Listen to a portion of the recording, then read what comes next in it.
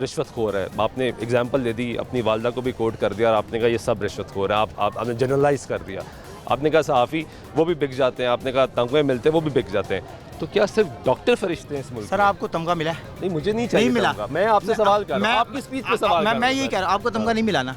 आप जिनको मिला है किसी वजह से मिला है ना। सर आप जनरलाइज कर रहे हैं ना। नहीं, मैं पूछ रहा हूँ क्या डॉक्टर इस मुल्क में फरिश्ते हैं? पूरी बात सुन लेना। अब आपने सवाल कर लिया, मेरा जवाब बनता है ना। सर मैंने बात की है उनकी जो बिकते हैं।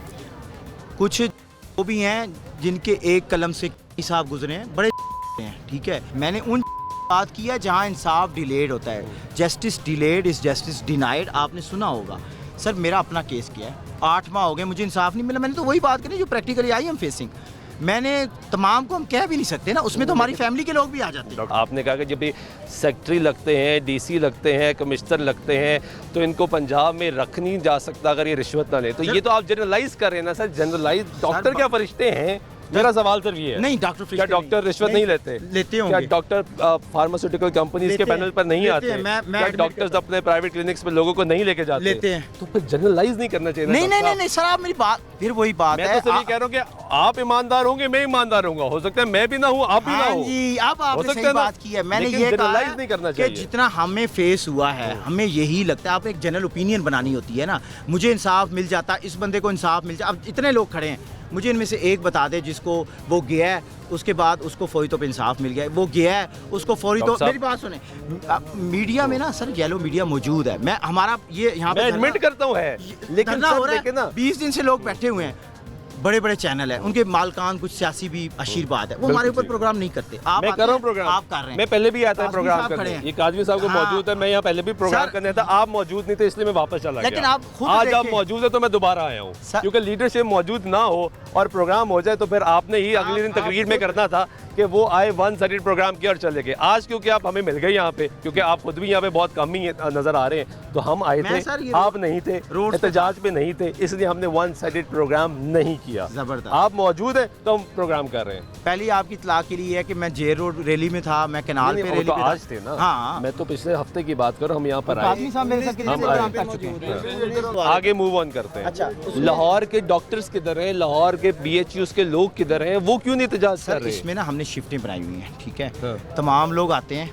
आज चूँकि तमाम डॉक्टर सड़कों पे निकले हैं, उन्होंने प्रोटेस्ट रिकॉर्ड किया, आपके कैमरे ने भी रिकॉर्ड किया है। तमाम डॉक्टर्स थे, ओवरऑल के अंदर थे, हमारी स्टाफ बहनें थीं, ओवरऑल के अंदर थीं, और हज़ारों की तादाद में निकले, ठीक है। अब आप खुद सोचें कि वहाँ पे प्रोटेस्ट हुआ है तो यकदम इस प्रोटेस्ट में आना मुश्किल है। लेकिन थ्रू आउट एक तासुर ये है, यहाँ पे जितना भी रिपोर्ट हुआ, मीडिया ने रिपोर्ट किया, दिखाया गया कि यहाँ पे जो लोग हैं वो पंजाब भर से आए हैं, मुख्तलिफ अजला से आए हैं, और आपने स्पेसिफिकली जो पैरामेडिक स्टाफ है, ये जो दूसरा स्टाफ है, उसको आपने बुला लिया। ना तो यहाँ पे लाहौर से डॉक्टर्स निकल कर आते हैं एहतजाज करने के लिए। इस गर्मी में लाहौर शहर में इस वक्त दर्जा हरारत 40 डिग्री अबूर कर चुका है, आप नहीं आ रहे। वो ठंडे कमरों में बैठे हैं। YDA के पास अगर ये आए कि हमें लीड करे, तो YDA की बाकी क़यादत किधर है? क्यों नहीं आ रही है यहाँ पे? सर आपने ना, शायद मैं इस चीज़ से अब कहना नहीं चाहता, तकरीबन 200 to 300 डॉक्टर्स डेली मौजूद होते हैं। हमने CM हाउस की तरफ रैली निकाली थी, तकरीबन उसमें 81 लोगों को, जिनको टॉर्चर भी किया गया मुख्तलिफ तरीक़ों से, वो डॉक्टर्स थे, ठीक है। और मैं बड़े बावसूख तरीके से कह सकता हूँ कि YDA के डॉक्टर्स सारी कैबिनेट्स के साथ आ रहे हैं। और आप मंडे को आप कैमरा भी लेके आए, हम फिर जा रहे हैं, वाइट कोट मार्च है, तमाम डॉक्टर्स हों। डॉक्टर साहब मुझे एक बात बताएं, डोंट टेक इट पर्सनल।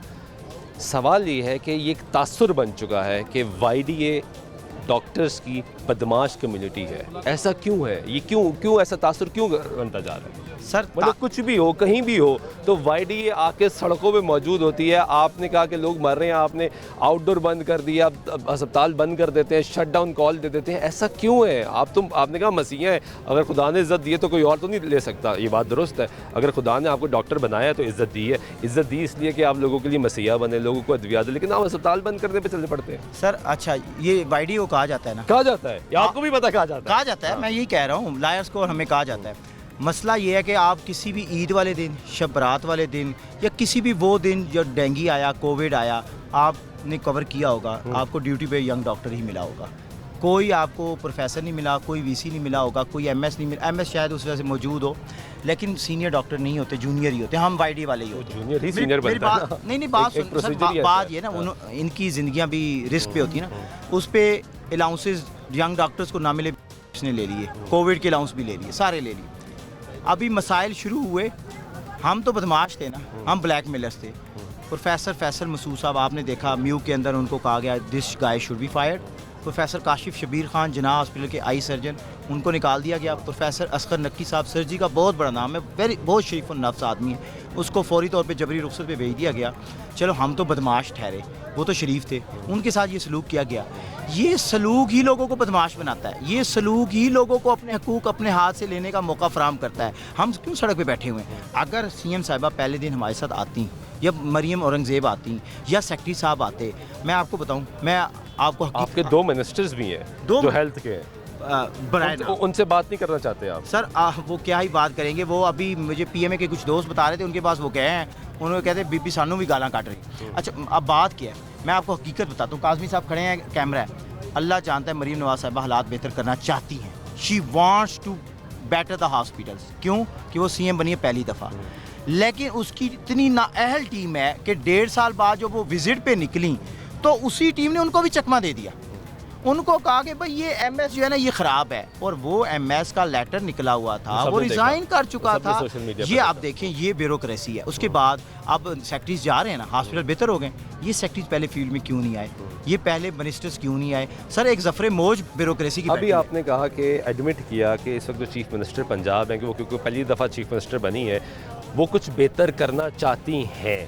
तो अगर वो बेहतर करना चाहती हैं तो ये जो नया इनिशिएटिव आ रहा है क्लिनिक्स का, मरियम नवाज क्लिनिक्स का, तो फिर आप इस पर भी वक्त दें, टाइम दें, देखें, 6 मंथ्स दें, साल दें। आपने कहा पायलट प्रोजेक्ट के लिए 6 महीने होने चाहिए, तो उस प्रोजेक्ट को टाइम तो दें। अगर वो प्रेजेंटेशन आप मरियम नवाज साहिबा से ले लें और उनको पता हो कि क्या हो रहा है, हम काम करने के लिए तैयार हैं। ये मैडम नादिया साकिब ने जो बनाया है ना इनिशिएटिव,